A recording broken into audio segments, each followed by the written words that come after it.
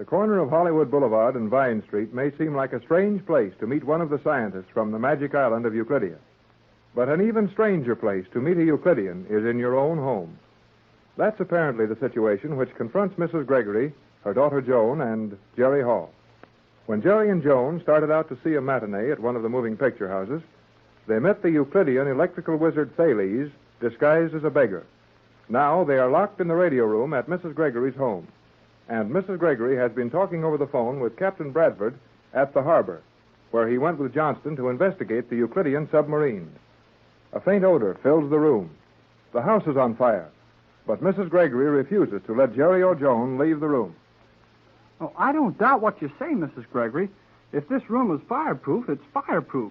But I don't understand why it's smart to stay locked up in here and let the rest of your home burn. Jerry, Captain Bradford said we were not to leave this room until he or Johnson arrived to let us out. But, Mother, your home is so beautiful. And though I have little understanding of the value of money in your world, it must be a very valuable home also. It is valuable, Joan, and some of my art treasures are almost priceless. But there is no price as high as that of human life. Well, gee, Mrs. Gregory, are you sure it's that serious? I believe it might be just as serious if we attempted to open the door and leave this room. This is indeed a strange room. Bradford to Gregory room. It's Tex, calling from his car. Quiet while I answer him.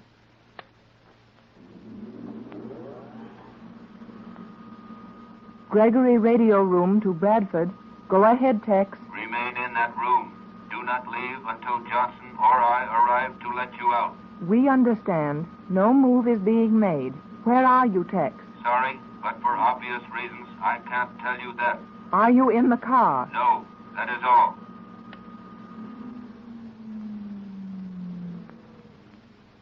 Well, Tex is on his way here in the car. But he said he wasn't. Obviously to deceive someone, Jerry.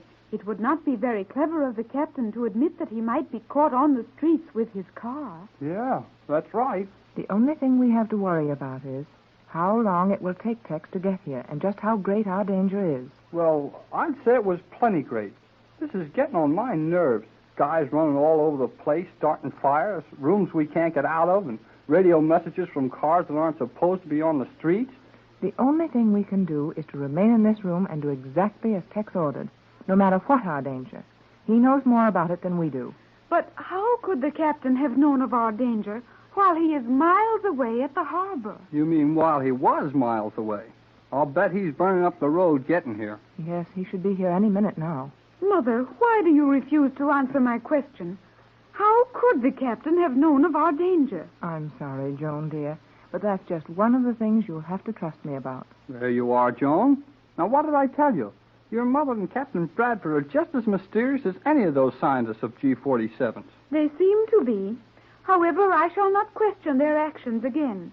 Mystery is not objectionable when it accomplishes a purpose. Thank you, my dear. Oh, all right, then. Let's forget it. But I'm worried about that smoke. The smell is getting stronger all the time. We might feel the wall and determine how near this room the fire is. That would do very little, if any, good, Joan. Unless the heat were terrific, the soundproofing and fireproofing of these walls would resist rises in temperature. Fine thing this is. Right in the middle of a fire, and we can't even see it. I think that is very fortunate. If we must be in the middle of a fire, it is best that we cannot see it or feel it. Yeah, I know, but we're missing all the fun. Well, it might not be very funny, Jerry, out in that hall with fire all around you. Well, I didn't mean to be funny. Jerry, why do you say so many things you do not mean? Oh, I don't know. Jerry has a habit of talking to keep up the spirits of the meeting. It's not a bad habit at that. Mother, the green signal light. Did you see one of them go on? Yes, it flashed on and off very quickly. Which one, Joan? I did not turn my head quickly enough to locate the flash, but I'm sure I saw it. Then we must all watch the board carefully. Mm-hmm. There it is again. Yes, on the extreme left end of the central row of lights. I saw it. That's the rear service door.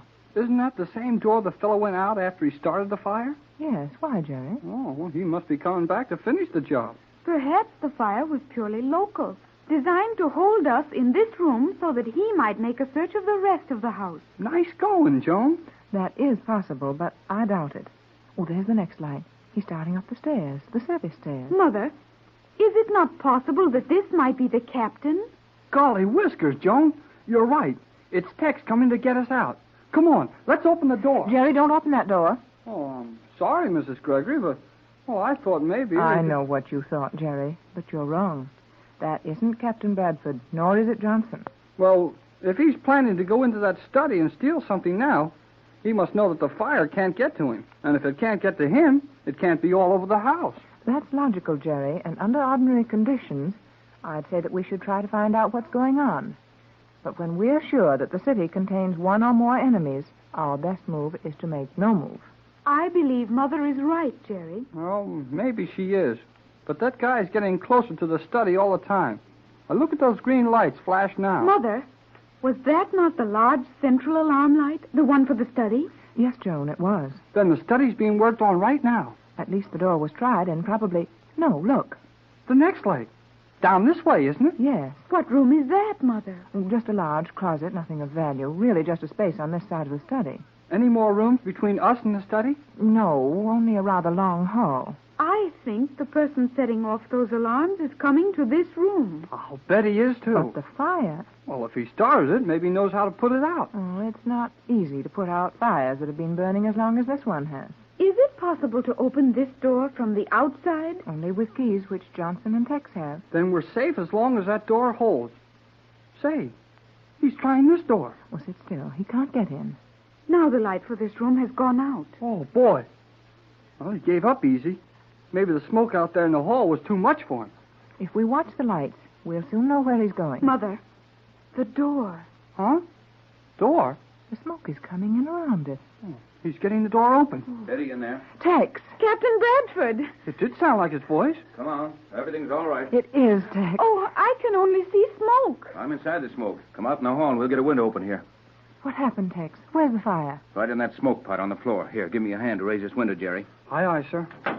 Now we can all have a little fresh air. Oh, Tex, what in the world has happened? Well, several things. I'll go over them just as quickly as I can. But I think we'd better stay right here in this window. I want to watch for Johnson. There is something strange about this smoke, Captain Bradford. I was wondering which of you would notice it first. No, I don't notice it yet. It's smoke, and it's just as smoky as any smoke I ever smelled.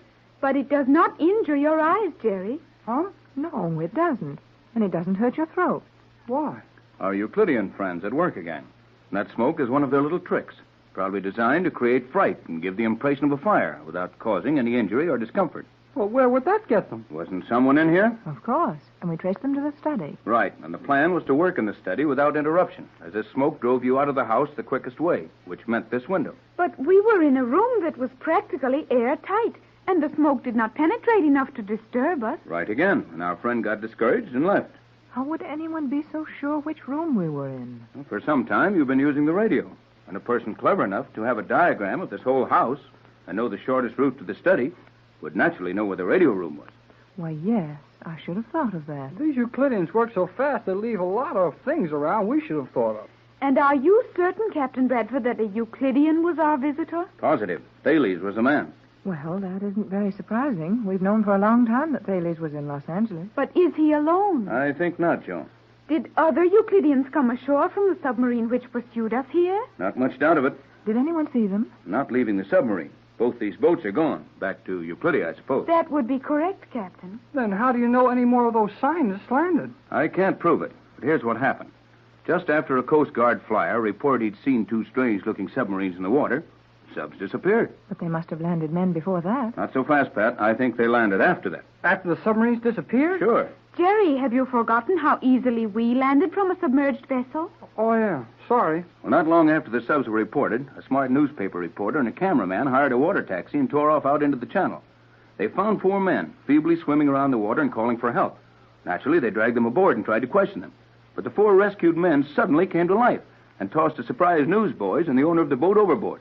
Then they headed for Long Beach, and that's the last seen of them. What about the water taxi? It was found abandoned at one of the landings. Did the three men who were thrown in the water describe the four men who threw them overboard? That's the sad part of it. Those boys were picked up a few minutes later, as the water was black with boats by that time. But all they could say about the four men from the sub was that their faces were covered with black, as if they'd been through a fire or explosion. Gee, maybe the submarine blew up with them. Jerry, I am ashamed of you. Well, what's wrong with that? Boats have blown up. Not Euclidean boats, But in this case, it was only a quickly adopted disguise. That's exactly what it was. Well, didn't they learn anything from the voices? I should think that peculiar, high-pitched monotone of the Euclideans would have caught their attention. The four men never spoke after those first faint cries for help. And a cry for help, even in a foreign language, sounds very much like any other cry for help. Then you think we've got 4 more of those Euclideans on shore to worry about? I'm sure of it, Jerry. Have you a plan, Captain? I've got several. We may have to try them all before we get away. Get away? Tex, you're not going to run away from this, are you? You bet I am, and I'm going to run straight to that island again. But what can we do that we didn't do before? We're working on that now. Johnson's rounding up a fleet of fast yachts and several other things, including a large amount of the chemicals necessary to compound my formula. You're determined to go back and attempt to take over Euclidia? Certainly. We haven't any choice, Pat. With at least 5 Euclideans in Los Angeles, and probably more, we're just as safe on the high seas or on Euclidia as we are here. Oh, boy. We're going back to the Magic Island. Oh, no, Jerry, you're not going. But, Mother, I'm sorry, Joan, but I've explained that to you carefully. You and Jerry will remain here in school where you'll be safe. Yeah, we'll be safe with a town full of Euclideans. But, Jerry... Looks like you're going to have to give in, Pat. Tex, you don't mean I that... think it's best to take the youngsters along. Did you hear that, Joan? We will be going back to Euclidia. But, Tex, the The danger of danger it... would be greater for Jerry and Joan if they stayed here without us. All those Euclideans would have to do would be to kidnap either one of them. And our plans would have to go overboard while we rushed back here and tried to rescue them. Sure. The captain's right, Mrs. Gregory. And Joan and I can help you a lot, too. To be sure we can, and we will. Oh, I don't doubt that, but... Now, Pat, you might as well forget it. None of us can make any plans to lead a normal life in this world until we break up that colony of G-47s. And the sooner we get started, the better. We're going back to Euclidia.